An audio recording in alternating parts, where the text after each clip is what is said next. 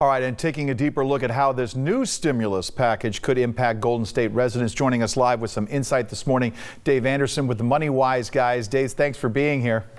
Yeah, you bet. Another stimulus check. What are we up to now? Is this we had two from the federal government, a third one on the way, and now one from California?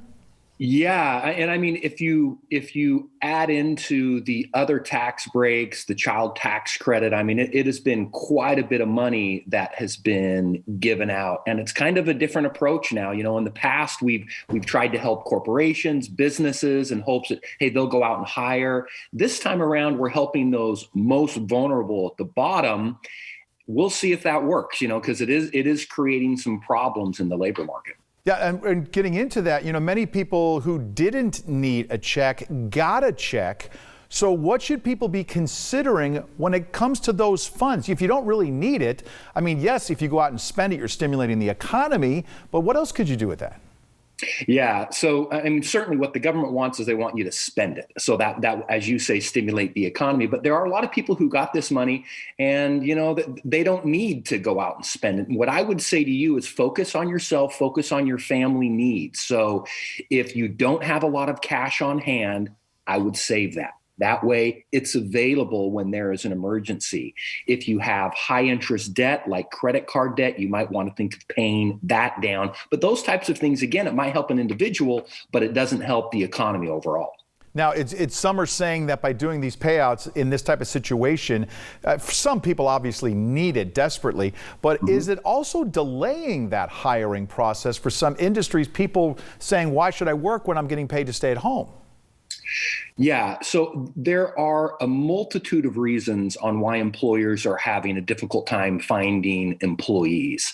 But one of those reasons is certainly the rich benefits that some are receiving staying home. Now, earlier in the pandemic, the evidence wasn't really strong that was keeping people away from work because people thought, well, gosh, is my job going to be there? Now the economy is heating up and people see that. And so you have people sitting there saying, well, you know what, I'm confident that I'll be able to go out this summer and get a job at a restaurant. So I'll just reject those job offers now and to continue to receive these payments. And that is making it very, very difficult for employers to really open back up. And then part of this package as well, not just a stimulus check, but it also includes paying back rent, a couple of $1 billion to pay off power, water, and gas bills. Is that just adding to this delay? No, I think that those are really good, actually, because you have what we have done primarily up to this point is helped those renters not have to make payments. We've said, okay, you don't have to make those payments. Well, what about these poor landlords, you know, who are really suffering? And for many of those people, it's their income. Now they're able to be reimbursed finally for all of this back rent that they haven't gotten. So I think that's going to be a really strong point in this whole plan. If it does get approved, it's the unemployment and the direct payments that are having a bigger impact on the labor market. Okay, and this might be a slightly off topic, but I wanted to get your answer to this. Some are calling this a recall payoff.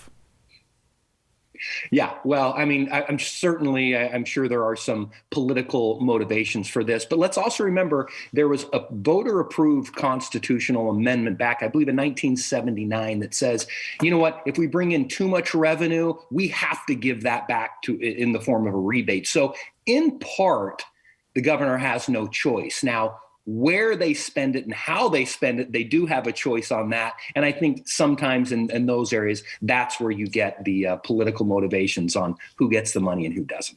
Dave Anderson with the MoneyWise Guys. As always, appreciate your insight this morning. You can catch them at noon on Kern Radio. Appreciate it. Thank you.